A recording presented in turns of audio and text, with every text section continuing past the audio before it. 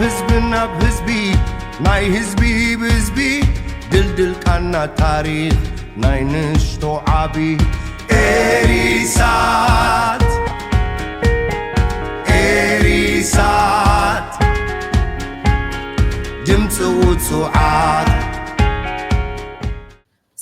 ሰላም ክቡራት ተኸታተልትና እዚ ኤሪሳት ሳተላይት ሚድያ ካብዚ ኣሜሪካ ዝመሓላለፍ እዩ ነዚ መደብ እዚ ዘዳለወልኩም ኤልሳ ማረ ይበሃል ናይ ሎሚ ጋሻይ ከዓኒ ብርሃነ በራኺ ይበሃል ንዛተየሉ ብዛዕባ ብርጌድ ንሓመዱ ተፈጢሩ ዘሎ ግርጭትን ብርጌድ ንሓመዱ ኣብዚ ሕጂ ሰዓት ዘሎ ቃልሱን ዝኣምሰለ ዝርርብ ክህልወና እዩ ምስ ኣቶ ብርሃነ በራኺ ብርሃነ ዕድመ ኣኽቢርካ ኣብ ኤሪሳት መፂኻ ዘለካ ሓሳብ ርእይቶ ከተካፍል ፈቃደኛ ስለ ዝኾንካ ብሽም ተኸታተልተይን ብሽም ኤሪሳትን ከመስግነካ ፈቱ። Thank you Elsa ኮሙን ብስም ትካል ኤሪሳት ኤልሳ ተደጋጋሚ ዝተፈላለዩ መዓልታት ቀሪብና ዝተፈላለዩ ኣገደስትን ህዝብናን ሃገርናን ይኾኑ እዮም እንብሎም እዋናዊ ዛዕባታት ኣልዒልና ይህን ንክንበሃል ደጊምኪ ዝዓደምክኒ ኣነ እውን ብስምኪ ኤሪሳት ከመስግኖ ከምኡውን ንኩሎም ሰማዕትና ነዚ ክከታተሉ ዝረኽቡ ዜጋታትና እውን ምስጋና ያ በልሕራይ ኣቶ ብርሃነ ናብቲ ናይ መጀመርያ ሕቶይ ክኣቱ ኣብ ብርጌድ ንሓመዱ ኣብዚ ሕጂ ግዜ ጉዕዞ ቃልሱ እንታይ ይመስል ከመይ ኣሎ ትብል እስከ ብርጌድ ንሓመዱ ከምቲ ኣቐድም ኣቢልና ኣብ ዝተፈላለየ መድረኻት ዝገለፅናዮ ኣበጋገሲኡ መንእሰያትና ይኣክል ኢሎም ዕቂልዎም ዓመፅ ስደት ካብ ወለድኻ ምፍላይ ኣፈቐዶ ኮርቦ ምባል ኣድዳ ዓመፅን ባሕርን ሩባን ምዃን እዚ ኩሉ ተደሚሩ ይኣክል ኢሎም ዝተስኡ መንእሰያት እዮም ብሓፈሻ ክርአ ከሎ ማለት እዩ። ሕጂ እዞም መንእሰያት እዚኣቶም ክብገሱ ከለዉ ከዓ ብሓደ ዝተወደበ መልክዕ ዝተበገሱ ዘይኮነስ ከምዚ ዝበልክዎ ዓመፅ ዘተስኦ ኮይኑ ካብ ቦትኡ ዝተስኡን ዝተኣኻኸቡን እዮም ማለት እዩ። እዚኣቶም ኩሎም ሃገራውያን ኮይኖም እቲ ኣብ ልዕሊ ህዝቦምን ሃገሮምን ኣብ ልዕሊኦም ከዓ ብዓብዪ ዝወረደ ኣደራዕ ጥርዙ በፂሑ በቃ ይኣክል ካብ ሎምን ኢነው ስደት ይኣክል ዓድና ንመለስ ህዝብና ብሕግን ብስርዓትን ይንበር ሕግን ስርዓትን ይንገስ ዓማፂ ስርዓት ካብ ኤርትራ የልግስ ኢሎም ዝተስኡ እዮም እዞም መንእሰያት እዚኣቶም። ሕጂ ክትስኡ ከለዉ ግን ከምቲ ንቡር ብዙሕ ግዜ ፖለቲካዊ ምንቅስቃሳትን ውዳቤታትን ክትስኡ ከለዉ ካብ ሓደ ኮር ተሲኦም ምስኡ ተኣሳሲሩ ውዳቤታት እናገበረ እዩ ዝኸይድ። በዚ ኣንጻር ናይ ብርጌድ ንሓመዱ ግን ዲሰንትራላይዝድ ብዝኾነ መልክዑ ዲዛይን ዝኾነ ብዙሓት መንእሰያት ናይ ብሓቂቲ ምናልባት ፖለቲካዊ ብቕዓት ሃልይዎም ገለ ዘይኮነ በቃ ሃገራውነትን ህዝባውነትን እቲ ልዕሊኦም ዝወረደ ኣደራዕ ኣብ ህዝቦም ዝወረደ ኣደራዕ ይኣክል ብምባል እታ ዘለቶም ዓቕምን ህዝቦም ንኸበርክቱ ዝተበገሱ እዮም። ሕጂ ከምዚ ኢሎም ክትስኡ ከለዉ ካብ ነፍሲ ወከፍ ከተማታት ሃገራት ምናልባት ብዙሕ ሰብ ምስ ጆን ብላክን ካልኦትን ተኣሳሲሩ ኣብቲ ምትስታእ ዝነበሮም ተራ ብዙሕ ሰብ ዝዛረብ እዩ። እዚ ከዓ ብቐሊል ዝረአ ኣይኮነን። ግን እቲ ውዳቢኡ ግን ዲሰንትራላይዝድ ወይ ከዓ ዘይተማእከለ በብኸባቢኡ ዝምእከል ኣብ ሓደ ምእኩል ወይ ከዓ ቀጢን ትእዛዝ ዘይቅበል ኣከያይዳ ወይ ኣመሰራርታ እዩ ተሲኡ ማለት እዩ ወይ ተመስሪቱ። ሕጂ ካብዚ ብዝተበገሰ ኣብ ብዙሓት ቦታታት ዘለዉ ናይ ብርጌድ ንሓመዱ ስምዒታትን ወይ ከዓ እቲ ዝህብዎ ቃላትን ተበግሶታትን ካብተን ካልኦት ኣብ ካልእ ከተማታት ዘለውን ዝተፈልየ ክኸውን ባህርያዊ እዩ ማለት እዩ። ሕጂ ካብዚ ብዝተበገሰ ድሕሪ ነዊሕ እቲ ኩላህና ንፈልጦ ክንደይ ገልጠምጠምን ገልታዕታዕን ከይዱ ክንደይ ሓደጋታት ወሪዱ ማለት እዩ። ኣብ መጨረሻ እቲ ግሎባል በሉ ከምዚ ኢልና ክንከይድ ኣይንኽእልን ኢና። እዚ እቲ ቁጥዐ ዘለዓሎ እቲ ኣብ ነንሕድና ምትህራምን ካልእን ተራ እዩ። ካብሎምን ይነውግን ናብ ሓደ ምዕብል ዝበለ ፖለቲካ ንሰጋገር ናብ ሓደ ማእከላዊ ዝኾነ ጥርናፍ ንኽድ ዝብል ሓሳባት ካብ ዝተፈላለዩ መጽኦም ማለት እዩ እጂ እዚ ሓሳብ እዚ ክመጽእ ከሎ ነዚ ክንትግብረሉ ንኽእልካ ናይ ግሎባሊ ዝብል ሒዞም እዮም ተስዮም ማለት ሕጂ ካብ ዝተፈላለዩ ሃገራት ብፍላይ ኣብ ኤውሮጳ ዘለዉ ኢኒሺየት ብዝገበርዎ እቲ ናይ ግሎባል ዝብል ወከልቶም ገይሮም ተበጊሶም ከምኡን ካብ ኣሜሪካ ስዒቦሞም ብደረጃ ናይ ካናዳ እውን ትደገፍ ኣሎ ግን ወከልቶም ብዙሕ ዝሃቡ ይመስለንን ሕጂ እዚኣቶም ተንሲኦም ክንሶም ሓደ ካልእ ኣጀንዳ ዘለዎ ግሩፕ ኣብቲ ናይ ዝሓለፈ ተዘክሮታት ክንርኢ ከለና ኣብ ናይ ፈልስን ብሩህ መጻእን ፍሉይ ፖለቲካዊ ኣረኣእያን ጥሙሕቶን ዝነበሮም እዚ ከኣቲ ንህዝቢ ኤርትራ ዘይርብሕ ናይ ውልቀ ሰባት መጋበሪ ኮይኖም ዝተበገሱ ሓይልታት ነዚ ጉልበት መንእሰይ ነዚ ሓይሊ መንእሰይ ነዚ ሃገራዊ ዝኾነ ስለ ሃገሩን ስለ ህዝቡን ክቡር ዋጋ ዝኸፍል መንእሰይ ክጥቀምሉ ብጎና ኣትዮም ተሲኦም እዚ ከዓ ገለ ነገር ኣዘኪርኒ ኣብቲ ግዜ ናይ ሰውራ ሲ እቲ ኣብ ግንባራት እትርእዮ ተጋዳላይ ፍጹም ሃገራውን ንናጽነት ተዘይኮይኑ እቲ ካልእ ምንም ክሰይ ኣይነበሮም እቲ ብድሕሪ መስመር ዝነበረ ኣብቲ ፖለቲካዊ በጽሕፈት ዝነበረ ዝጀመረ ናይ ሕቡእ ናይ ዕዋላታት ምትእኽኻብ ዝህጂ ናይ ኢሳያስ ንሪኦ ዘለና ግን ኣብኡ ዝተሰእ እዩ ሕጂ ኣብ ዝሓለፈ ግዜ እዞም ፕላንሲ ወይ ገለ ኢሎም ብጎኒ እዚ መንእሰይ ገለ ከይገብር እዚ መንእሰይ ተኣኪቡ ነቲ ስርዓት ከየልግሶ ሓደ ናይ ገዛ ርእሶም ረብሓታት ክገብር ዝኽእል ምስቲ ኣብ ኢትዮጵያ ዘሎ ናይ ወዲ በሻሻ ወይ ከዓ ስርዓት ኢትዮጵያ ንበሎ ናይ ኣብይ ምስኡ ተሰማሚዑ ክኸይድ ምስኡ ርክብ ኣለኒ ዝብል ብጎኒ ዝተሰአ ሓይሊ እዩ ሕጂ እሱዩ ከዓ ዘኪሩኒ ንድሕሪት ንክምለስ ዝገበረኒ እንታይ እዩ እቲ ኣመፃፅኡ ኣዘራርብኡ ንሕና ዝበልናኩም ግበሩ እምበር ንስኻትኩም እትብሉና ኣይኮነን ንስኻትኩም ማዕረና ኣይኮንኩምን ግዜ ቃልሲ ይራኺብና እምበር ንኣናት ንፖለቲካ ትበቕዑ ሰባት ኣይኮንኩምን ሕቶ ህዝቢ ኤርትራ ከዓ ካብዚ ናትኩም ሕግን ሕጋውነትን ዝብል እቲ ብርጌና ሓመዱ ብግሎባል ተጠርኒፍና እንውስኖ ውሳኔ ንሱ እዩ ዝቕኢደና ዝብል ዘተስኡ ተወከልቲ መሻኽን መንእሰያት ነዚ ሕቶ እዚ ንምምላስ ሕቶ ህዝቢ ኤርትራ ካብቲ ንስኹም ትብሎ ዘለኹም ሕግን ሕጋውነትን ዝዓብዩ ዝብል ብጣዕሚ ዘስሕቐካ ምክንያቱ እዚ ሎሚ ኣብ ኤርትራ ዓማፂ ሕድሪ ስዋኣትን ሰማእታትን ጠሊሙ ቃልሲ ህዝቢ ኤርትራ ጨውዩ ናይ ውልቂ ናይ በጋሚንዶታት ገይርዎ ዘሎ ሓይሊ ኣከያይድኡ እዩ the same thing እቲ ክንሰምዖ ዝሰማዕናዮ ካብዞም ዝተወሰኑ ፕላንሲ ኢሎም ዝተስኡ ካብ ውፉይ ይኹን ካብ ኪሮስ ዝሃብዎ ቃላት ኤግዛክትሊ ንዕኡ ዘዘኻኽረካ እዩ ማለት እዩ ስለዚ እቲ ሕጂ ብርጌና ሓመዱ ዘለዎ ሓቂ ዘረባ ድሕርቲ ከቢድ ዋጋ ምኽፋሎም ዘመንእሰያት እዚኣቶም ዝተወደበ ብፖለቲካዊ ዓቕሙን ዝበቕዐ ኣካል ስለ ዘይነበረ ብዙሓት ኣካላት ግዳማውያን ኣካላት ንረብሖኦም ክጥቀምሎም ንዓይ ተባሂሎም እዮም ከም ውፅኢቱ ከዓ እናተኸፋፈሉ ክመፁ ፀኒሖም ሕጂ ከዓ ብዓብዩ ነቲ ሓቢርና ኣይፋሉን ንሕና ሕቶና ንመልስ ሕቶ ህዝቢ ኤርትራ ንመልስ ነዚ ስርዓት እዚ ክንገጥሞ እንተኾና ብዝተወደበ ሓይሊ መንእሰይ ክነምፅእ ኣለና ዝበሉ ነዚ ንምቁፃይ ከዓ እዚ ኣነ እኳ እንታይ እየ ዝብሎም ኤልሱ ሓቂ ዘረባ መቐፀልታ ናይ ስርዓት ኢሳያስ እዮም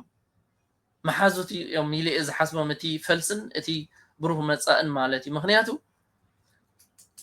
ኢሳያስ ካብቲ ነዊሕ ዝኸዶ ሓደ ብዙሕ ግዜ ዝፃዓረሉ እንታይ እዩ እቲ ያንግ ጀነሬሽን ሕድርያታቱ ተኸቲሉ ሃገራዊ ንኸይከውን ብግቡእ ሰሪሕሉ ኢሳያስ እዚ حجي برجينا حمدو سوري بروح مزايك مزاي كله أنصار تاريخ قالسن سوران حزبي إرتراي تبجيس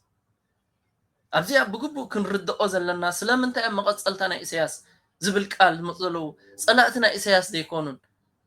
إلو سبزح مصلوي قنا يكونون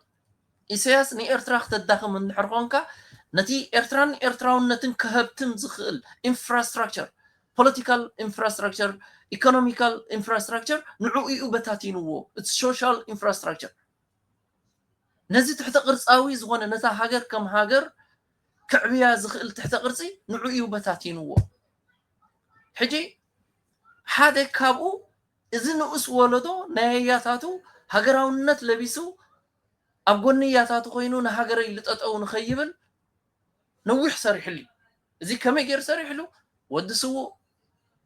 كم زوجو حاف مقبر زسنكلي قلح كم زي تبلو غيركا كلا أي جزينا هاجر كم زي تودق مقبر نتي انكو زترفه حادة حادجي تبهيلو زترفه تماليسكا بأسر بيتن بحادجان أطفيكا زخون يكون زتولد إرتراوي هاجراون خيكون هاجراو سمعت نخي هلوو إزي أتي بمدب ديزاين جيرو إسياس زوجي مالتي حتى إسياس اندحر كاب هاجر زرحق كالو غينو انت دا هاجر أخونك أنا إذن السخات خدو زلخا أيناتين أين بوتاتين أين ياتاتي أيكونن أياتاتي أمن سنتهم نهاجر حران موسى إزي زي بهالكياز غفوليوم إزي زي بهالبوليتيكا صراحة زصرحيوم سلذي ناتهم أسر كغتالي كندزبن أها أياتاتي تمالي كم دي زغفلو نصهم مسكودو دقوم انتاي رخيبهم سلازي أنا نابو زقتي يبلي كابو نخترحق إتي أياتات كاز خدو ومن قدي نختسأل إسياس سرحلو تقبلهم حدرنا إسياس كخيد وصعني حمالتي حجي نساتهم كاب استفلا لي صعري إتي دنبتا قامو نبعلو كندي بغت أتانابتي ناي قدامي صلاة نولو ناب إسياس كينا توكر إتي قداماو قالسي أبقم كخيز أن حنتا جير وي نزي نتناتهم أدخيموي سلازي نساتهم مستدخو محجي معقوبي دليلو معقوبي أمن أبزم نصحان من إسيات زياتهم جيت أنكينا يزي أمنيم نصوراتهم فلسن بروه مسأنيم بأتحساسبا فلسن زتهانسو أب برجينا حمدو تتصفيهم كم برجينا حمدو مسيلهم كموصو زصنحو كم اون وحدات ناي انتاينا نبلو ناي بهرات دو ناي مننت دو زبلو تقالستيون اللو زياتهم كابتي ناي بفلاي فلسي زبل أنصار إرتراونتن بيسيف قبر هيوت زتفلمه مالتي بيسيف قبر هيوت عبي كم اون تنشتون نبعلو ناي مننت زبلي بزح فلالي خاطريهم أيكونن سلازي كابزي زمنچوي سراي زخوني مرزي زخوني بوليتيكاوي التحساسبا أمن إسيات هانيصهم خود صنيحهم حجي نازي كودق زخ الحيلي برجينا حمدو خامت برجينا حمدو ولاتي كالت ديك جزر إسر زي مدرباين مترامن سلازي تفكر زي هاجراويان يمدو قلدو قلد زبل أكوان تبالا قنصو حق يكونا زمان إسيزي كم تقدي مزبولكو يأكل يلزتساقن هاجراوي حدرياتاتو كتكبر هو أمزي أجن برهانة إزي من إسيزي كبدس كلوتي نحنا نسمع زنبرنا زتردون زتودون يبحال نيرو مالتي اندحر نايب حقي زتردون زتودون إرتراو حيل اندحر كوينو خا مالسي زتبلو زلها حدا رئينا إنا مالتي وفري سلام يلوم كقوات أتقروا نتي نايمن إسا تبغسوسي اون كغبرو ناتوم اجندا مغابر كغبرو رئينا إنا مالتيو كم بعل فلسي طام كبلو كم بعل وفر سلام زبحالو ولاون تي ابز حج ساعات كو زلو ناي مسلنن اتي اون كغبرو ناتنا يو خبلوسي يفتنو نيروم رئينا يومينا اندحر زمن اسيزي استردون استودون كوينسي سقيلو ديو كززور حجسي دي حاتت من اسيسي نمنتاي واغا زخفل فاينالسي ابي واغا خفل حجسي ዝተረድኦን ዝተወድኦን እንድሕር ድበሃል ኮይኑ ኸ ከመይ ገይሩ እዚ ዘይርድኦ እሱ ዘይውንኖ ቃልሲ ዋጋ ክኸፍል ሲ ከመይ ገይሩ ኮነሉ ይብል እምበር እቲ ትብሎ ዘለኻሲ ሳይናት ርኢና ሽዑ ኦን ክገብርዎ ብዙሓት የብሉ ነይሮም ይፍትኑ ነይሮም ናቱ መቐፀልታ እዮም እቶም ሰባት ከዓኒ ብርግፅ ኣባላት ፈልሲ ዝነበሩ እዮም ሕጂ ከዓ ተፈላሊና ድብሉ ዘለዉ እሞ ሶ እቲ መንእሰይ ነዚ ክርድኦ ኣይክእልን ድዩ ትብል ብርሃነ ሕጂ ኣብ ፖለቲካ ዓለም ሓደ ንጹር ነገር ኣሎ ይምስ እንታይ እዩ ርድኢት ኣብ ፖለቲካ እንታይ እዩ ሕጂ እቲ ርድኢት ክትብል ከለካ ብግቡእ ነቂሑ ንዝኸዶ ዘሎ ዕላማ ኣለልዩ ዕላምኡ ከመይ ከም ዝትግበር ዝፈለጠ እዚ ናይ ብሓቂ ዝተረድኡ እዚ መንእሰይ እዚ ግን እቲ ኣደራዕ ኣብ ልዕሊ ህዝቡ ዝወረደ ዳኣምበር ከመይ ጌርካ ነዚ ኣደራዕ እዚ ትቆርፎ ግን ርድኢት የብሉን ፖለቲካዊ ብስለት የብሉን ነዚኣ እዮም ከዓ ንሶም ተጠቂሞምላ ትማሊ ነያታትና ኣብ ሳሕል ከጥፍእዎም ከለዉ እቶም ተጋደልቲ ብዙሓት ካብኣቶም እንታይ እዮም ተጠቂሞም እቶም ነዚ ሽርሒ ዝገበሩ ጉጅለ ናይ ኢሳያስ ወላውን ካልኦት ድሒሩ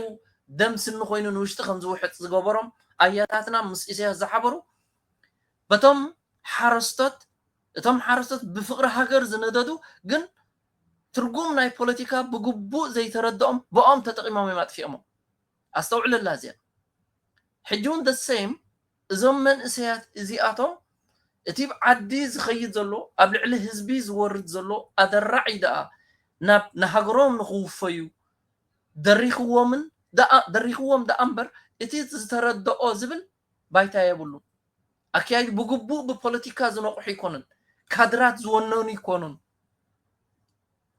ኣብዚ ሕጂቲ ዓብ ፍልሊ ነዛ ትብልያ ዘለኽ መልሲ እዚ መንእሰይ እዚ ነብሱ ንኽህብ ንህዝቢ ሓራ ክገብር ረዲኡ ከመይ ገይሩ ይኸይድ እንታይ ፖለቲካ ኣብ ጎኑ ይኸይድ ኣሎ ግን ዝኣክል ንቕሓት ኣይወነነን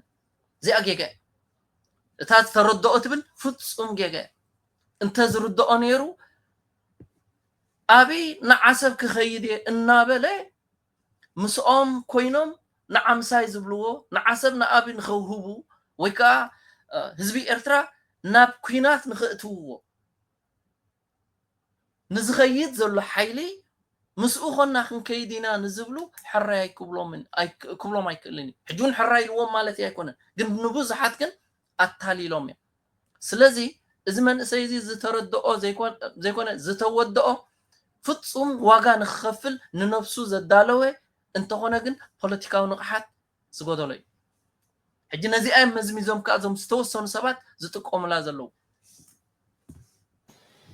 ሕጂ እዞም ሰባት ትብሎም ዘለኻሲ እንድሕር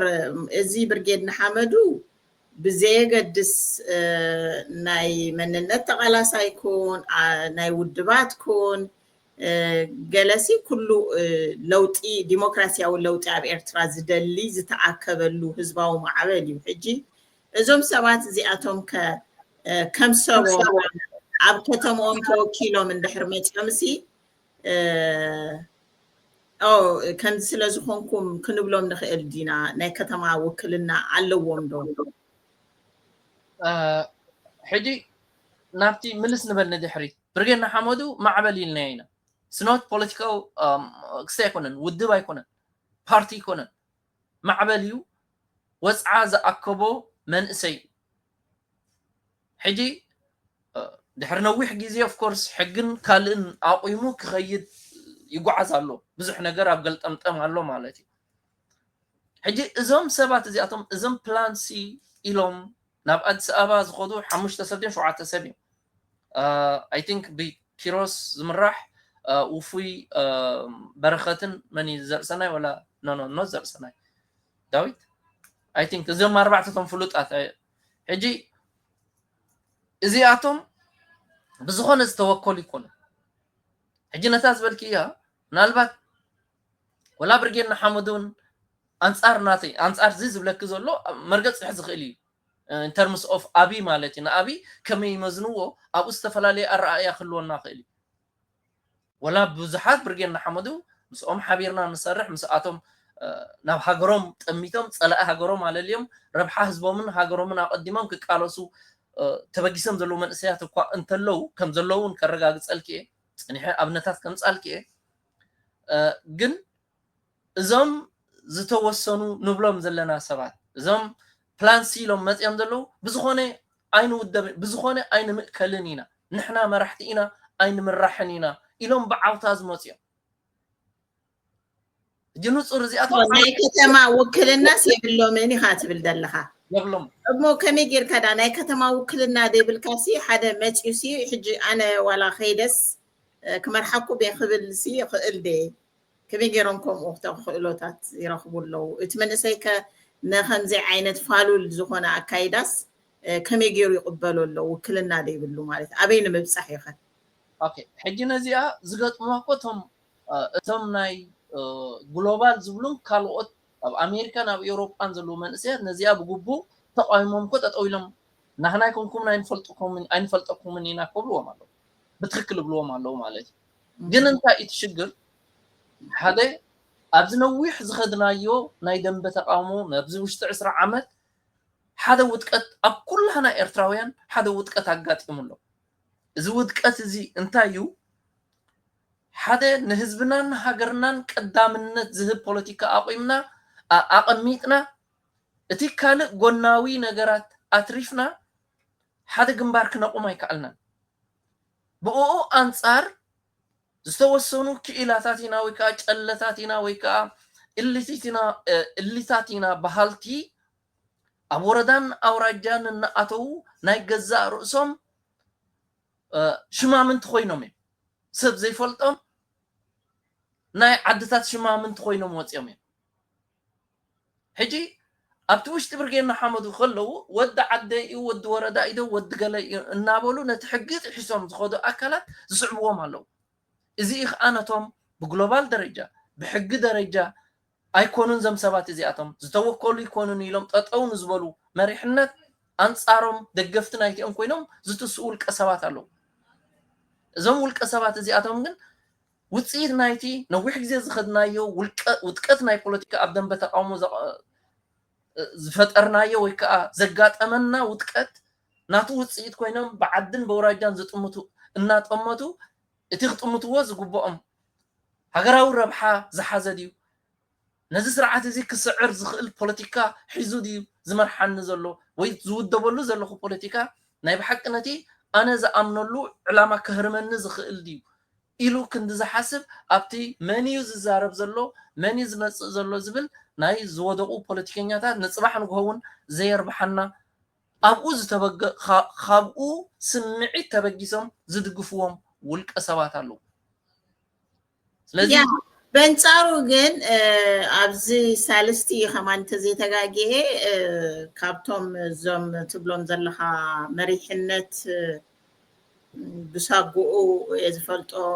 ሓደ ካብኦም መጨጨ ዝበሃል ኣብ ናይ ተፈታዊ ሾው መፅኡ ነቲ ቃልሲ ናብ ወረዳ ኣውሪዶሞ ኢሉሲ እሱ ከዓ ብከምኡ ይውንጅለኩም ነይሩ ነቲ ሓደ ሳይድ ማለት እዩ ስለዚ እዚ ከምኡ ወረዳ ዶ ኣውራጃ ዶ ኢልካ ምውንጃልሲ ንቃልስና የርብሕ ድዩ instead of ከምኡ ኢልና ምውንጃልሲ እቲ ክንኮኖ ዝግብኣና እንተተዛረብና ዶ ኣይሓይሽን ሕጂ እሳቶም እውን ደሴም ከምኡ ይብል ነይሩ ንሱ ሕጂ ነዚ ቃልሲ እኮ በቃ ናብ ወረዳ ኣውሪዶሞ ይብል ነይሩ ሕጂ መልሱ complicated ኤርትራውያን ሲ ካብዚ ህግደፍ ውሽጢ ባዶ ሰለስተ ገይሩ እዚ ኮ ናይ ከምዚ ኣውራጃ እዩ ንሕና ካብኡ ብኸመይ ተፈሊና ደሴም ካርታ ናይ ስርዓት ንፃወት እንተሊናሲ ሕጂ ከምኡ ከምባልሲ ከምዚ እንተኾና ይሕሸና ክንብል ዶ ኣይሓይሽን ኣቶ ብርሃነ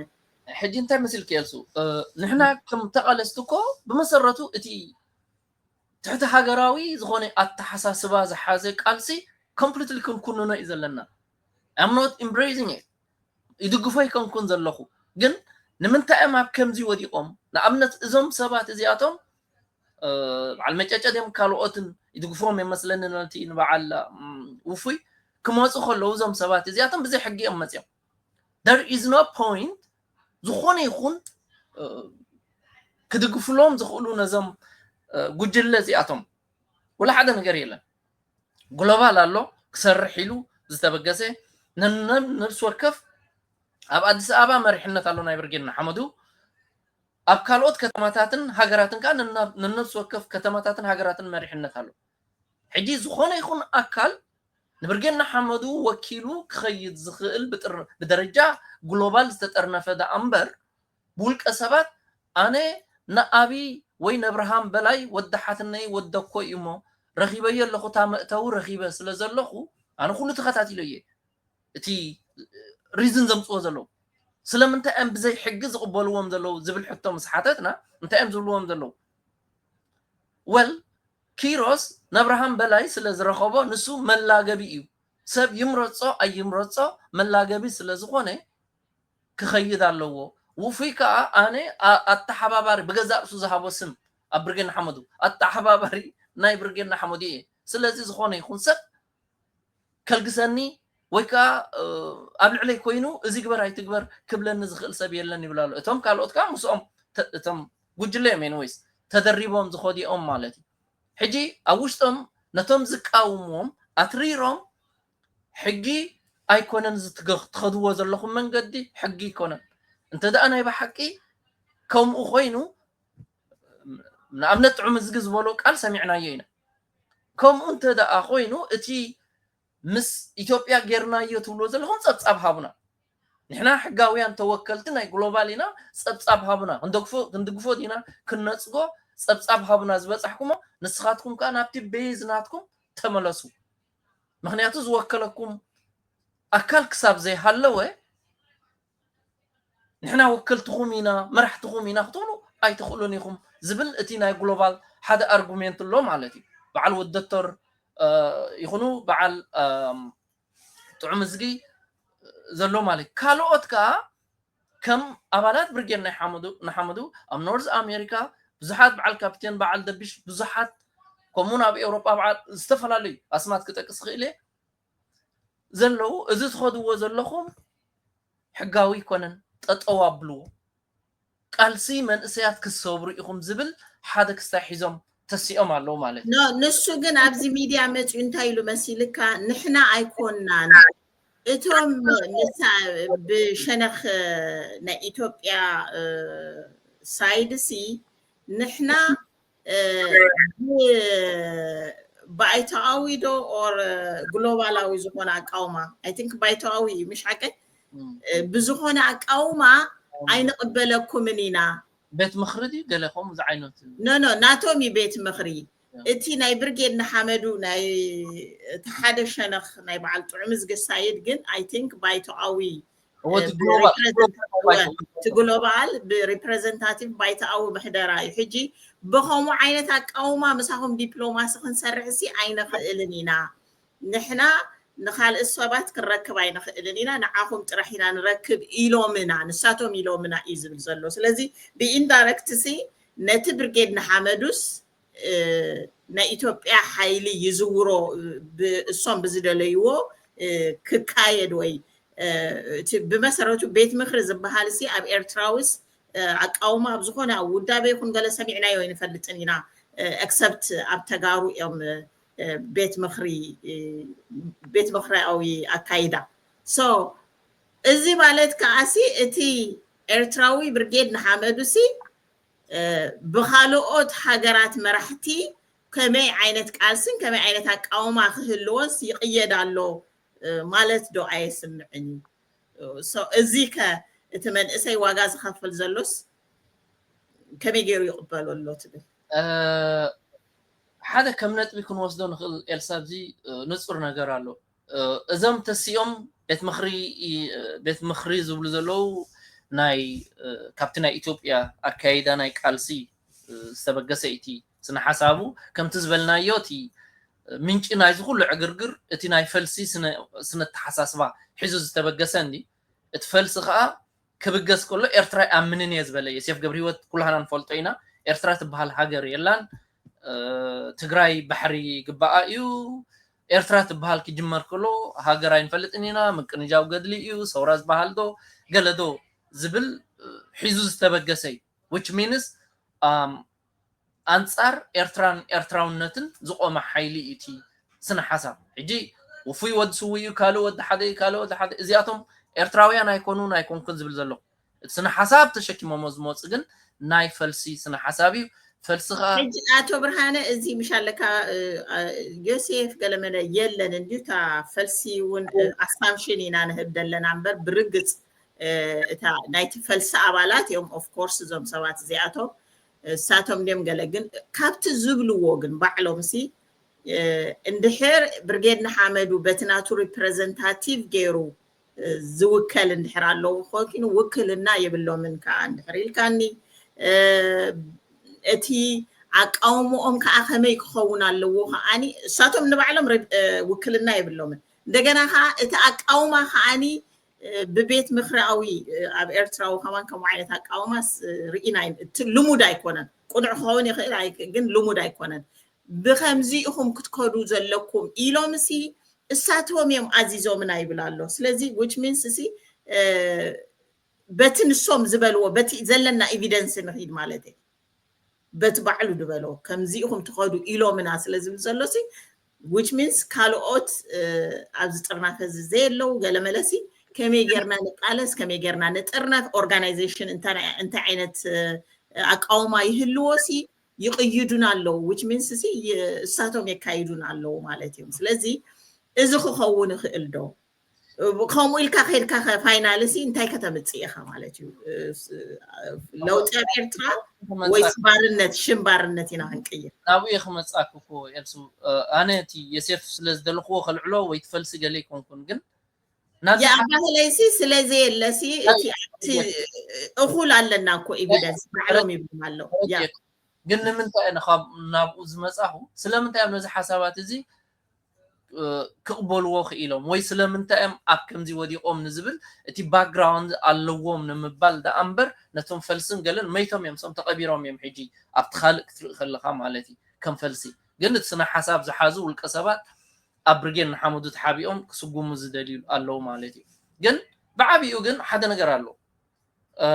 ናይዚኣ ወነንቲ ጻድቃን ኣሎ ብዓቢኡ አብርሃም በላይ አለኸ ማለት እዩ አብርሃም በላይ ትማሊ ትግራይ እዚ ሁሉ ሓደጋ ክወርዳ ከሎ ብደረጃ ሚኒስተር ምክልኻል ኮይኑ ንትግራይ ናብዚ ዝረኣናዮ ጥፍኣት ዘውረደላ አብርሃም በላይ ሕጂ ምሰብራ ጻድቃን ውን ኣብ ኩሉ ኢንተርቪውታት ሰሚዕናዮ ኢና መለስ ከምዚ ክብለኒ ከሎ ንኤርትራ ከምዚ ክድግፍ ከሎ ኣነ ከምዚ ምስበልኩ ኣብ መጨረሻኻ እንተስ ብሓይሊ እንተስ ብፍቶት ቀይሕ ባሕሪ ክንወስድ ኣለና ኢሉ ኣንጻር ኤርትራ ብጠቕላላ ጻድቃን ኣንጻር ልኡላውነት ሃገርን ህዝብን ኤርትራ ሕጂ በዚኣቶም ዝምራሕ ወላ እውን ክንበፅሖ ንኾኑ ኣብቲ ድሕር ኢልና እንሪኦ ገለ ሕቶታት እቲ ኣሰልጣኒ ወታደራዊ መኻርዶ ኣሰልጣኒ ተባሂሉ ዝድለ ዘሎ ጻድቃን ማለትካ ኣንጻር ኤርትራን ኤርትራውነትን እዩ 4 ነጥቢ ዝቕመጦ እዩ ስለዚ ኤኒዋን ንስኺ ኣነ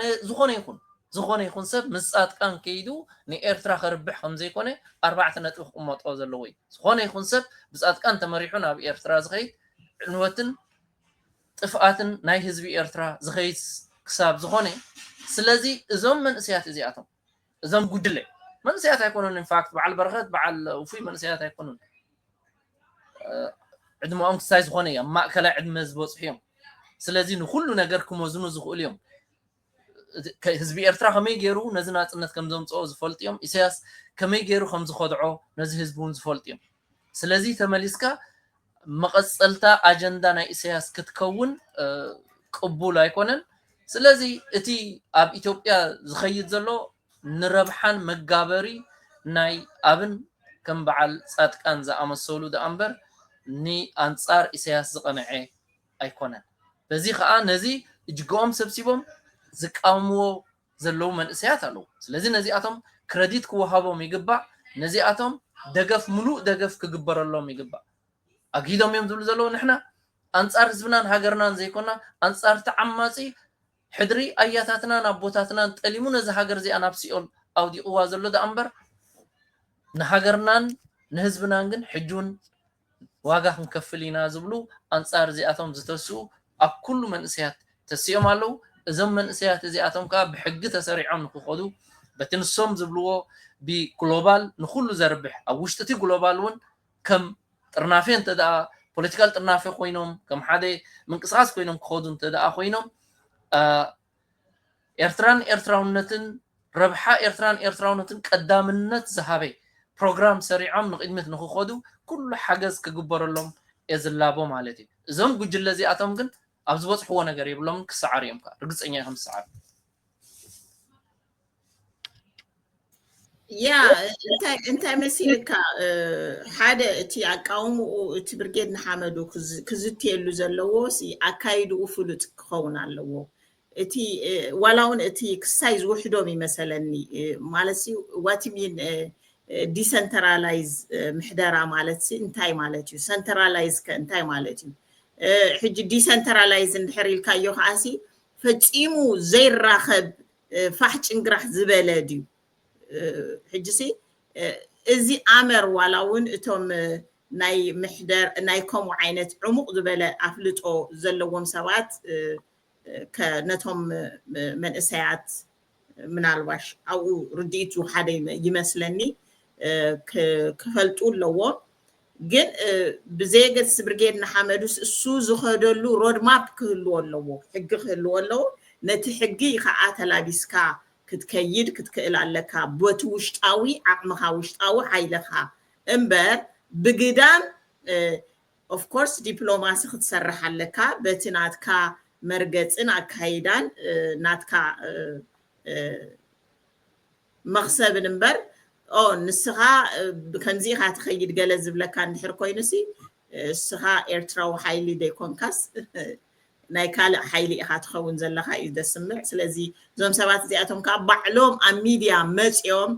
ንሕና ኣይኮናን እቶም ምሳና ዲፕሎማሲ ክሰርሑ ዝደልዩ ሰባት ኣቃውማኹም ከምዚ ክኸውን ኣለዎ ኢሎምና ይብሉን ኣለዉ ስለዚ እዚ ንባዕሉ እንድሕር ሓደ ናይ ብሓቂ ዝሓስብ ርእሲ ኣሎ ኮይኑ እኹል ክስታይ መልእኽቲ እዩ ክብል ዝደሊ ናብ ካልእ ክስታይ ከኣቱ ኣቶ ብርሃነ እሞ ኩሉ ግዜ ፍታሕ እንተ ኩሉ ግዜ ሽግር ዘርዚርናሲ ፍታሕ እንተ ምፃና እንድዩ እንታይ ክኸውን ኣለዎ ትብል ሕጂሲ ኢንስቴድ ኦፍ ኣነ ሕጂ ዝፀልኦሲ ብፍላይ እዚ ኣውራጃ ዶ ገለ ደሴም እቲ ስርዓት ዝብሎ ቃላትን ካርታታትን ምጥቃም እቲ ናቱ ካርታ ምጥቃም ኣይፈትዎኒ እንታይ እንተገበርና ይሕሸና እንታይ ዓይነት ኣቃውማ ክህልወና ይሕሸና ኣብቲ ፍታሕ እንታይ ትብል ኣቶ ብርሃነ ከመይ ዓይነት ኣቃውማ ክህልዎ ኣለዎ ብርጌድ ንሓመዱ እዚ ሕጂ ተፈጢሩ ዘሎ ግርጭታት ክፍታሕ እንተኮይኑ ኸ እንታይ ክገብር ኣለዎ ትብል well እቲ first is first ማለት እቲ መጀመርያ ክውሰድ ዘለዎ ነገር ክውሰድ ኣለዎ መጀመርያ ክውሰድ ዘለዎ እንታይ እዩ እዚ መንእሰይ እዚ ነዚ ብርጌድ ንሓመዱ ዝብል ከይዲ ከቢድ ዋጋ ከፊሉሉ ብህይወት ብወረቐት ብናብራ ብገንዘብ ብኩሉ ዋጋ ከፊሉሉ ሕጂ ቀሊል ነገር ኣይኮነን ስለዚ ብህዝባዊ ማዕበል ዝገበርካዮ ከይዲ ብዙሕ ግዜ ምናልባት ናብ ካልእ ክተሰጋግሮ እንተዘይክኢልካ ዕንወት ጥራሕ እዩ ዘምፅእ unless ናብ ሓደ ዝተጨበጠ ክትሓዝ ዝኽእል ፖለቲካዊ መሳርዕ ኣምፂኻ ክተቐምጦ እንተዘይክኢልካ ክተሰጋግሮ እንተዘይክኢልካ ክሰራ እዩ ስለዚ እቲ ዲሰንትራላይዝ ማለት እንታይ ማለት እዩ ሰንትራላይዝ ማለት ከእንታይ ማለት እዩ ረብሓታት ናይ ዲሰንትራላይዝ እንታይ እዮም ናይዚኦም ሊሚት ኣበይ ኣነ ንበይነ እየ ምሕደራይ ንበይነ ኢልካ ምሕደራኻ ክሳብ ኣበይ ነዚኦም ብግቡእ ተዘቲሎም ብኣፍልጦ ናይ ዓቕሚ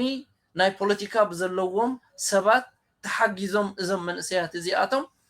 ደረጃ ናይ ዲሰንትራላይዝን ናይ ሰንትራላይዝን ክቕመጥ ክኽእል ኣለዎ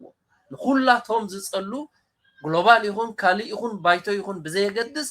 ነዚ ኩሉ ሓይሊ ዝእዝዝ ዝጥርንፍ ኣብ ሓደ ቦታ ክህልዎ ኣሎ ማእከልነት ክህልዎ ኣሎ እንተዘይ ኮይኑ ናብ ዓዲ ክኣቱ ይክእልኒ እንተ ኣተኻውን ኣብና ንሕትሕትካ ክትዋጋ ኢኻ ምክንያቱ እንተ ደኣ ኣብ ቶሮንቶ ዘሎ ምስ ኣብ ኒውዮርክ ዘሎ ዝተፈላለዩ ኣረኣእያ ኣለዎ ኮይኑ ደን ኣብ ሓደ ዝመፅሉ ውግእ ይኽመፅ ኣይክሳምዑን ማለት ስለዚ ሊሚት ናይቲ ዲሰንትራላይዝ ኣነ ንበይነይ ክገብሮ ዝኽእል ነቲ ኣብዚ ከባቢ ከርባሓኒ ዝኽእል ደኣምበር ነቲ ብሓበራ ነቲ ዓብይ ፀላኢ ኢልና ኣቐሚጥናዮ ዘለና እንኸዶ ክኸውን የብሉ ነቲ ዓብይ ፀላኢ ኢልና ኣቐሚጥናዮ ዘለና ክንከዶ ከለና ኩላህና ሓንቲ ታርጌት ሒዝና ኢና ክንከይድ ዘለና ኣብ ውሽጥና ግን ምስ ከባቢና ብዝሰማማዕ ውዳቤ ጌርና ምሕደራ ክንገብር ግን ኣገዳሲ ስለዚ እንታይ እቲ ምስ ከባቢኻ ዝሰማማዕ ነፍስ ወከፍ ሃገር ናይ ገዛ ርእሳ ሕጊ ኣለዋ ምስኡ ዝሰማማዕን ምስ ናብራ ናይቲ ሕብረተሰብ ተቃላሳይ ናና ኣብቲ ከባቢ ዘሎ ዓቕሚ ቁጠባዊ ትሕዝቶ ፖለቲካዊ ትሕዝቶ ናይ ኣካዳሚ ናይ ትምህርቲ ወዘተረፈ ዝኣመሰሉ ነዚኦም ዘማእከለ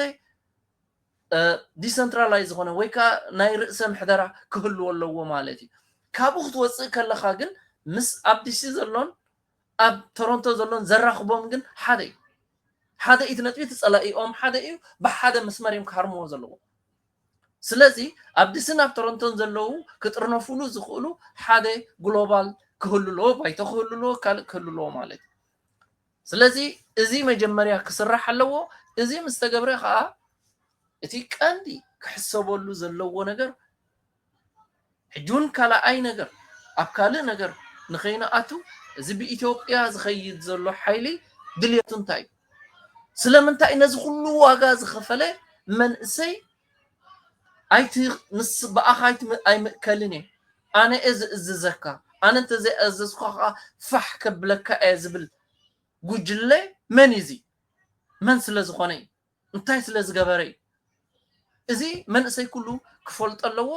ብትሪ ከዓ ንዕኦም ኮኒኑ ንሱ ግን ሓቢሩ ዝሰርሓሉ ረብሓ ኤርትራን ኤርትራውነትን ዘቀደመ ፖለቲካ ሰሪሑ ንቅድሚት ዝኸደሉ ባይታ ክፈጥር ክኽእል ኣለዎ እዚ ግን እቲ መንእሰይ ከምቲ ኣቐዲምና ኣነ ንስኽን ዝበልናዮ እቲ ናቱ ደረጃ ንቕሓትን ዓቕምን ትምህርትን ዝተወሰነ ስለ ዝኾነ እቶም ዓቕሚ ዘለዎም እሊታት ናይዚ ፖለቲካ ዝኾኑ ገና ተፀቂጦም ዘለው መንእሰያትን ዓበይትን ነዞም መንእሰያት እዚኣቶም ሸይፕ ክገብርዎም ክሕግዝዎም ኣለዎም ኢለ ዝዛረብ ከምዚ ተደኣ ገይሮም ጥራሕ ኢኻ ኣብ መጨረሻ ዓወት ክርከብ ዝኽእል ማለት እዩ ያ እዚኦም ዘለዎም ሓሲ እቲ ዝኸፍአ ነገር ኣብ ሓደ ቁርፅራፅ ቪድዮ ከማን ሰሚዐ ኣለኹ ላይክ ናይ ላይፍ ትረት ማለት እዩ ይገብሩ ኣለው ዋላ እውን ይፃረፉ ከዓኒ ፀርፊ ዓይነት ነገር እውን ማለት ሓደ መሪሕነት ኮንካስ ተራ ፀርፊ ፋራ ገለመለ ኢሎም ክፃረፉ ምግዕባዕ ናይ ላይፍ ትረት እውን ገይሮም ይበሃል ኣሎ ካብቲ ስርዓት ዳ እሞ ንባዕልኻ ብዘይ ሕጋዊ ውክልና ደይብልካ ብላዕሊ መፂኻ ክመርሕ ኦር ገለ ትብል ኣለኻ እንደገና ከዓ ነቲ ዋጋ ዝኸፍል ዘሎ ከዓ ክትፃረፎን ናይ ላይፍ ትረት ክትገብርን እንታይ ንምምፃእ እዩ ሕጂ እቲ ዘሰክፈካ ከዓ እንታይ ይብሉ እንታይ ርኤ ማለት እዩ ኣብዚ ሕጂ ግዜ እዚ ዝምዕብል ዘሎ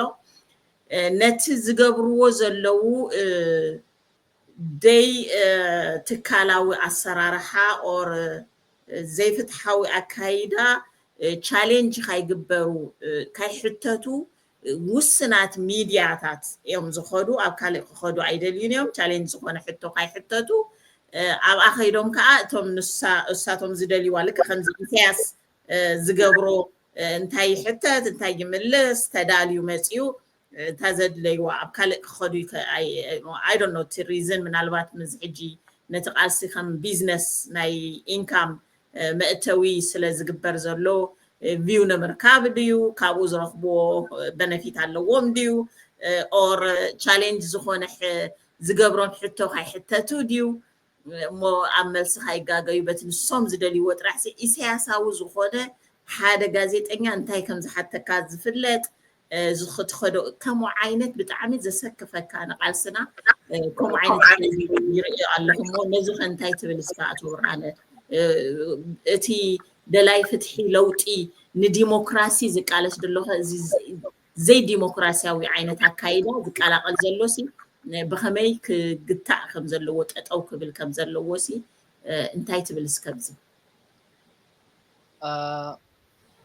حدا كاتم زسكفو ነገራት ተፈጢሮም ዘለው ሓደ እዚ እቲም እሱጥ راح ዘይኮነቶም መጀመሪያ ክጅመር ከሎ ጌጋ ዝተገብረ ነገር አሎ እንዲ ብርጌድ ንሓመዱ ኣብ አዲስ አበባ ምግባሩ ቁርብ ስክፍታታት ይሕድር ብዙሕ ዋጋ ክኽፍል ይኽእል ምክንያቱ እቲ volatile nature ናይ አብን ናይ አዲስ አበባን ፖለቲካ ናይ አዲስ አበባን ከም ብርጌድ ንሓመዱ ኮንካ አዲስ አበባ ምኻድ ኣብ ዝሓለፈ ግዜ ሆይሎም ክብሉ ከለው ብንጹር ገሌና ጽባሕ ንጎ ካልእ ዋጋ ክኽፍል እዩ ስዓል ኣብ ኮንካ ብዙሕ ዝእመን ነገር የለን ገሌልና ተዛሪብና ኢና ሕጂ እዞም ጉጅለ ኪሮስ ንበሎም ቃል በቃል ሰሚዕና ኢና ነቲ ናይ አዲስ አበባ ዘርሰናይ ኣቦ እምበር ንስኻ ደንቆሮ ኢኻ ቃል በቃል ንስኻ ደንቆሮ ኢኻ ጊዜ እዩ አራኺቡና ቃልሲ ይራኺቡና እምበር ንስኻ መዛርብትና ይኮንካን ዋው ኣነ ሓንቲ ካብታ ብዙሕ ዝተሰምዐህኒ ቃል እሳ ብጣዕሚ እያ ተሰሚዓህኒ እቲ ቆልዓ እቲ መንእሰይ እዛ ትረት ምስ ሰምዐ ፈሪሑ በቃ ቻው ኢሉ ካብ ክተንብቦሲ very simple ሓደጋ እንታይ ክመፆ ከም ዝኽእል ፈሊጡ በቃ ቻው ኢሉ ሕጂ ኪሮስ ሓደ ቢዩኒቨርሲቲ ዝተመረቀ ወይ ብኮሌጅ ገለ ዝተመረቀ ገለ ይኮነን ኪሮስ ኣብ እንዳ ስዋ ክጥዕምለይ እናበለ ዝለመደ እዩ ንጹር እዚ ወል ሓደ ምሻሎ ክስተ ኣይኮነን ተራ ዘረባ ኣይኮነን ንሓደ ብግቡ ዓብዩ ዝመፀ መንእሰይ ኣብ እንዳ ስዋ ክራር ጢጥም እናበለ ስዋ ክጥዕሙ እናበለ ዝዓበየ ሰብ ከምኡ ክብሎ very shamefully ከላይ ኣብ አዲስ አበባ ምስ አብርሃም በላይን ጻድቃንን ስለዝተራኸበ ሓደጋ እንድሕር ንነፍስ ወከፍ ኤርትራዊ ኮይኑ ናይ ነፍስ ወከፍና ሕቶይ እዚኣ ንጽርቲ ኤልሳ ናይ ነፍስ ወከፍና ሕቶይ ፈሊጥና ኣለና ንሰባት ነቶም ነዚ ሓሳብ ዝቃወሙ ብፖሊስ ኣምሲሎም የእስርዎም ከም ዘለው እዚ ንጹር ሓበሬታ ኣለና ንድሕሪት ንብለሉ ኣይኮነን ዋጋ ዘኽፍሎም ጽባሕ ንጎይ ጽባሕ ንጎ እውን ኣይኮነን ንሕና ከምኣቶም ኩሉ ዓቕም ዘለና ኩሉ ዝርጋሐ ዘለና ኩሉ ኢና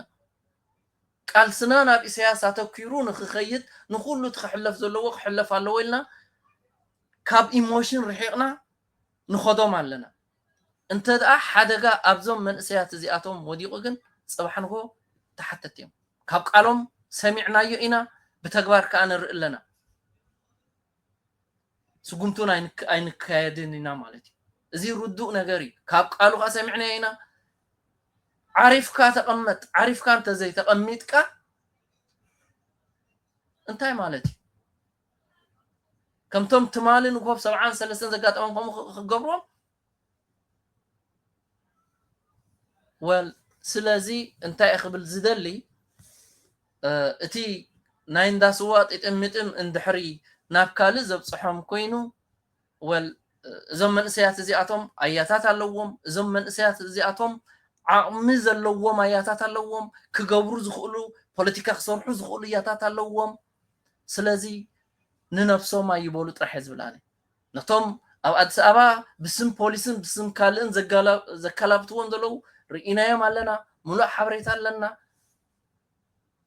ኣባይታ ክንራኸብ ኢና ምንፍራሕ ኣይኮነ ገለ ይኮነ እዚ ግን እቲ ዝኸድዎ ዘለው ሓደጋ ኣብ ውልቀ ሰባት ኣትዩ ይኸይድ ስለ ዘሎ እቶም ክሕተቱ ዘለዎም ኣብ ግዜኡ ክሕተቱ እዮም ስለዚ ክሳብ ከምኡ እዮም ከይዶም ክሳብ ከምኡ እዮም ነቲ መንእሰይ እውን ንዕቆሞ ማለት እዩ ስለዚ እዚ ቀሊል ነገር ኣይኮነን ምናልባት ነቲ ብደገ ዝርኢ ቀሊል ይመስሎ ገለ ሰባት ካብዚኣቶም ወይ ህይወቶም ክጠፉ እዮም እስር ቤት ምስ ኣተው ወይ ናብ ኤርትራ ክሰድዎም እዮም ኣብ ኤርትራ እንታይ ከም ዝቕበሎም ንፈልጥ ኢና ኣብ ዝሓለፈ 200 ገለን ከም ዝኸዱ ርኢና ኢና ስለዚ أفكا زمصأكا مزراب طرح زيكونه بدحرؤ زمصأكاون كتريئو تكلالك هايز بحال يا هو تي كنز سمعنايو نديو اتفالولነት قدم أبيلون جميرو نيرو نديو نحنا أبزين مالستي إرتراو ألسي ندحر كوينوسي بزعبا إرترا كزارب زقبا نحنا نتقراي بتقل اندحر اللو خاب قالسنا يوصا قال زبحال عينت ناي دفرت زرباتاتون يخيد نيرو نديو زي ما قد سألتا يوز متسزلو سو اتي دقالش دلو انتا يوز دلي زلو ديمقراطيا ولوطي اب ኤርትራ ንድሕር ኮይኑሲ ወላውን እታቃውም ካወቃውም ጀሚርካ በኤርትራዊ አይነት ክዝወር አለው ወንበር በቤት ምኽሪ አው ወንበር ባይታዊ አይነቅበለኩም ኒና እንዳተባሃለ ዝስራሕ ዲፕሎማሲ ዘይኮነ ባርነት ይኸውን ዝኽእል ኢለ ዝኣምን ኣነውን ሶ ሕጂ ኣቶ ብርሃነ ሞኒ ካብቲ ንሶም ከምትናቶም ቋንቋ ምዝራብ ወፂናሲ ፍታሕ እስከነቕምጥ እዚ ቃልሲ እዚ ዋጋ ተኸፊልዎ እዩ ዕላምኡ ከዓኒ ኣብ ኤርትራ ዲሞክራሲያዊ ለውጢ ንምምፃእ እዩ እምበር ካርታ ምቕያር ካለ ኣይኮነን ነው እቲ ኣብ ኤርትራ ዘሎ ስርዓት ሃገር ኤርትራ ሃገርያ ፍትሒ ረጊፁ ቅዋም ረጊፁ ዲሞክራሲያዊት ሃገር ንኸይትኸውን ኤክስትሪም ዝኾነ ዲክታተር ስርዓት ስለዘለና ንዕኡ ኣሊና ኩሉ ኤርትራዊ ተኸባቢሩ ብሕጊ ተማእዚዙ ዝነበረላ ሃገር ንምትካል እዩ ቃልስና ስለዚ እዚ ቃልሲ እዚ ናብቲ ናይ መጀመርያ ተልእኽኡ ኣብ ኤርትራ ሕጊ ቅዋም ንምትካል ክኸውንሲ እንታይ ክግበር ኣለዎ ትብል እንታይ ክግበር ኣለዎ ትመልሰይ ትብል እትፍትሕ ኣቐምጥ هو نصرت يا زي إلسو مجمريا تمنسي قال سخ نصرالو ابزي قال عالم يلن إلسو قال عالم زبحال يلن ابزي منسي قال سخ نصرالو نصر قال سخ حزالو قال سو انتايو اب إيرترا شجر لنا شجر ناي فتحي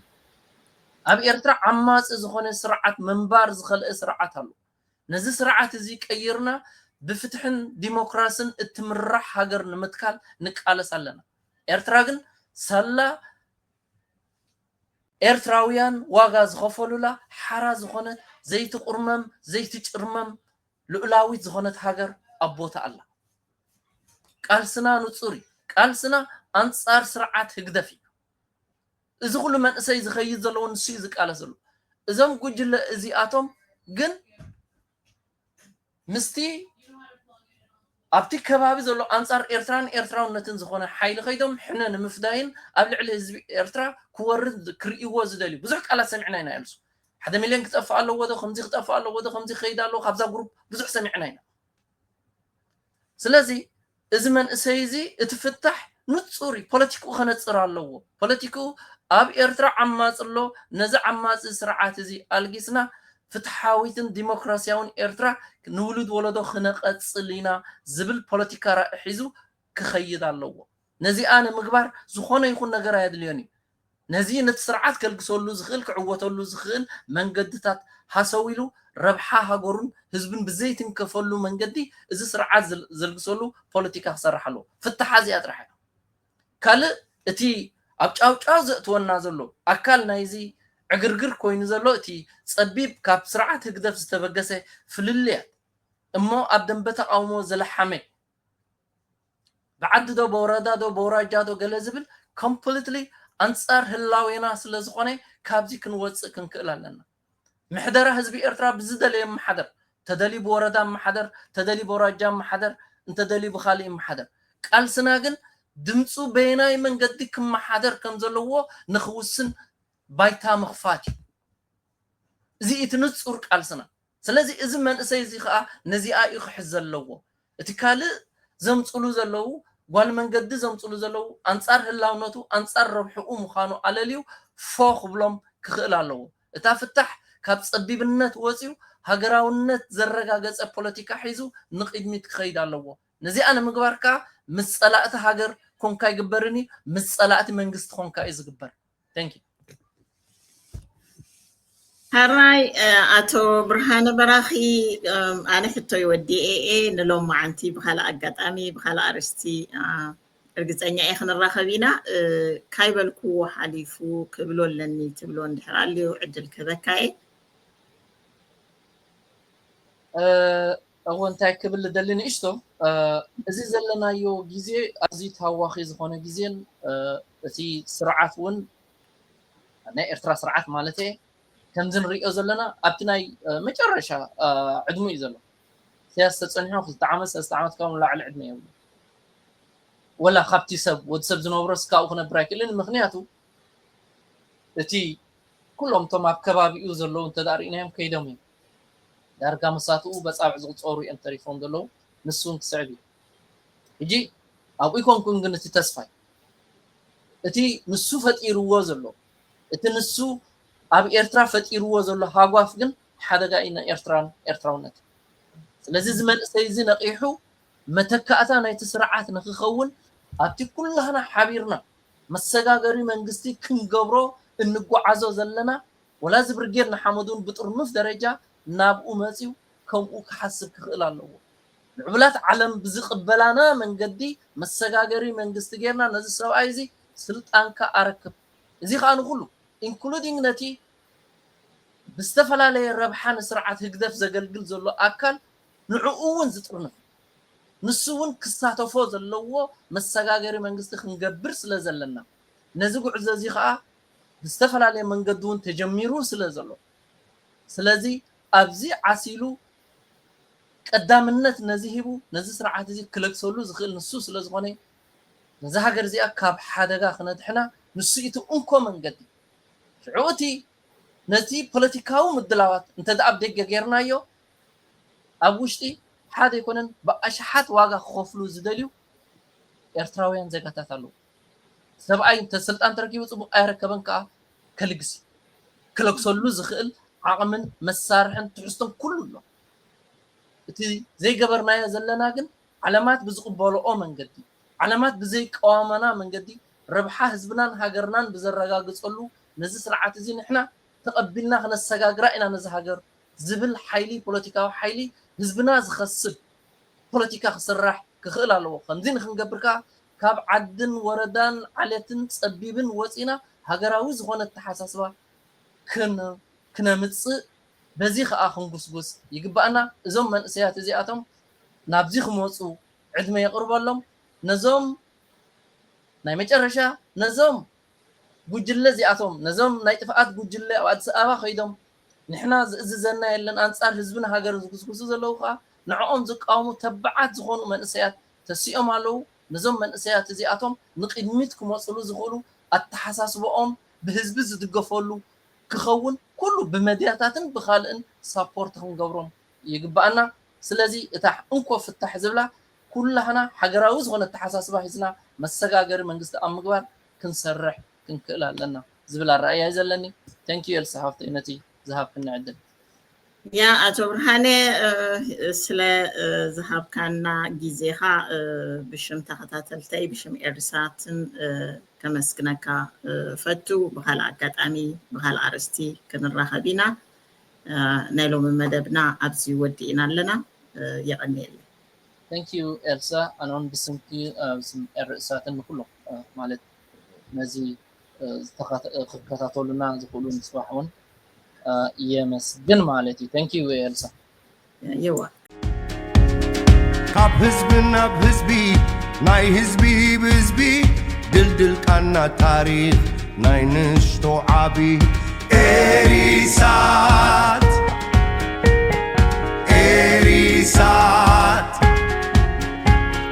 دمت وتسعات